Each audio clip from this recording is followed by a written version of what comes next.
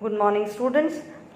In the last module, we had learnt about how to locate a place on the earth by using the system of latitudes and longitudes, and also about the system of UTMs. So we'll learn more about UTMs in this module. Let us start. If we look at the globe, the line of longitude, which is considered to be the reference line, is 0 degree prime meridian. There are 180 degree east longitudes and there are 180 degrees of longitudes in the west. So we say all together the longitudes are 360 in number. So this happens 179 plus 179 plus 0 plus 180 degree longitude. 180 degree longitude is a common longitude. It is, we do not mention east or west, rather it is common. Usually we think there are two longitudes of 180 degree, but it's not like that. There is a common longitude of 180 degree for east as well as for west. So like this, when we add all the number of longitudes, it comes to be 360. Now the globe is the front part of the globe. When we turn it around, the line which comes just opposite to 0 degree is 180 degree. This is also known as international date line, because as we cross this line, a day is added or a day is lost. So this is how we decide the day. The day and date changes as we cross IDL. We have learnt about this earlier. So let us now focus on the UTMs. As we have learned the concept of longitudes, now we will understand that there are 360 longitudes, and the UTMs, it is a system that divides the earth into 60 zones. So 360 longitudes, if we divide it by 6, it comes to be 60. So the whole globe is divided into 60 equal parts in UTMs, that is universal transverse Mercator's. This is a kind of projections where mapping is done and UTM is followed in the topographical mapping. The UTM's system, as it divides the earth into 60 zones, so it covers about 6 longitude, each zone spread over 6 longitudes.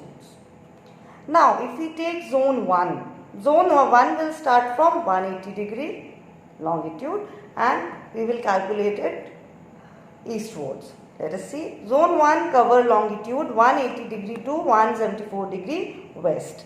Now as we have turned the globe, so we will see the west reading of western hemisphere on this side and the eastern hemisphere on this side. So let us see this. This is 180 degree longitude. As we move to the 6th longitude, that comes to be 174 degree west. We will count 1, 2, 3, 4, 5, 6. So the zone 1 is stretching over 6 longitudes, starting from 180 degree to 174 degree west. So this is how, by using UTM, we divide the whole earth, the globe, into 60 zones. Now if we have to find zone 1, how to find out? First we will, suppose we have to find zone 1. So that number zone, it can be zone 2, 3, whatever it is. There are 60 zones. So here I am trying to find zone 1. Zone 1 into 6. Because there are 6 longitudes, so it comes to be 6. And then we will subtract it from 180. It comes to be 174. This means 174 degree west will be the eastern boundary of zone 1. Let's see the diagram.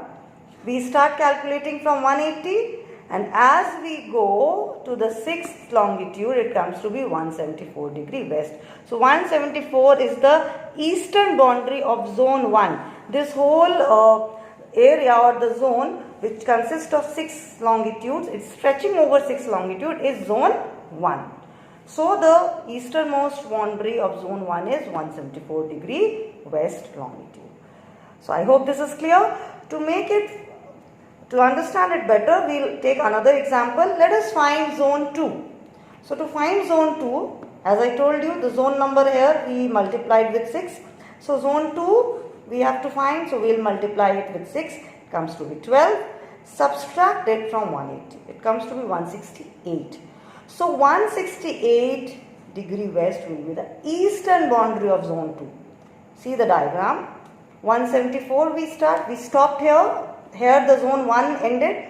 So from here zone 2 will start. So I have drawn here 174, 173, 2, 1, 170, 169 and 168. So like this 168 degree west is the eastern boundary of zone 2. Now we have to find zone 3. So here we will write 3. We will multiply it by 6. It will come to be 18 and we will subtract it from 180 and we will get the eastern boundary of zone 3. So like this we can find the boundaries of each and every zone, the eastern boundary of zone, by applying this formula. Now to obtain the western boundary of each zone, UTM zone, we will simply subtract 6 from 180 degree. For example of this last zone, that is the 60th zone, if we have to find that the western boundary, then we will subtract 6 from 180 degree, we will get 174 degree east. See the diagram. We have to find the western boundary, west side. So we start from 180, 179, 178, 177, 176, 175 and 174. So 174 degree east comes to be the western boundary of zone 60. So any zone we have to find the western boundary, we will subtract by 6. I hope you have understood this. Now, as I told you earlier, why we have written west this side, because as we turn the globe around, here it comes 180 degrees, so the west longitudes can be seen on this side and the eastern longitudes can be seen on this side. So this is how we have divided the earth or the globe into 60 UTMs, and this is how we find out, or we have divided them into zones and we find out the eastern and western boundary according to the UTM. Now the topographical sheet, they also follow the method of UTM to locate places on the earth. We will learn more in this module. UTM zones in the world map. Now we are going to learn about the grid references. They are based on UTMs to locate places on earth using UTMs. So there are two types of grid reference. The first one is 4-figure grid reference. Here we give 4 figures to a certain place, and then more precisely if we go to find out the location, we use the 6-figure grid reference. So let us start with this. 4-figure grid reference consists of 4 digits. The first 2 digits are the eastings and the last 2 are the northings. The lines that run vertically towards east are eastings and the lines that run horizontally are northings. We can see in this picture, first let us look at the eastings. You can see the value 60, 61, 62, 63 and so on. So we will see that the value is increasing. The value of the lines are increasing and these lines are vertical lines. And their increasing value is shown towards the east. That's why they are known as eastings. Whereas if we see the values here 9, 10, 11, 12, 13, 14 and so on. So the values are increasing northwards.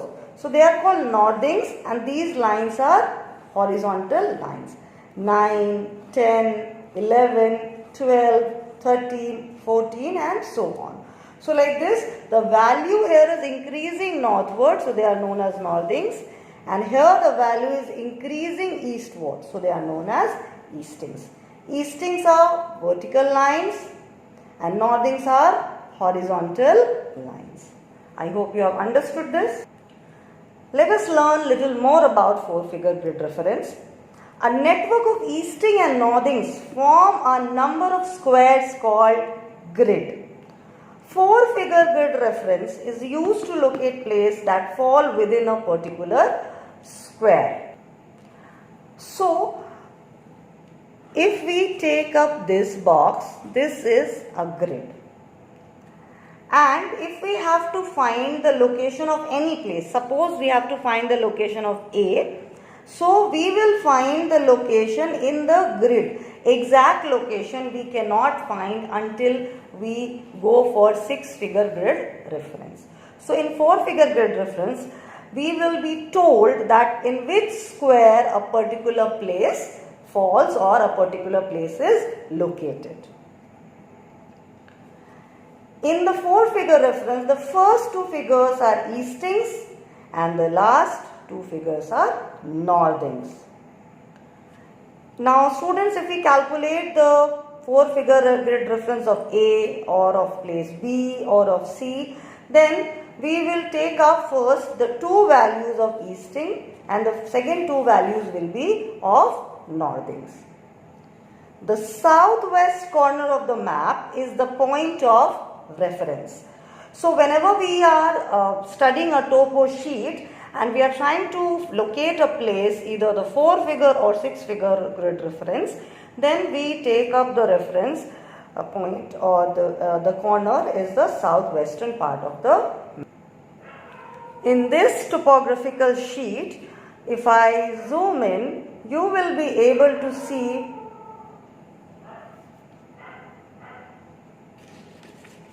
the reading, that is, these are the northings, 73, 74, 75, it's increasing like this.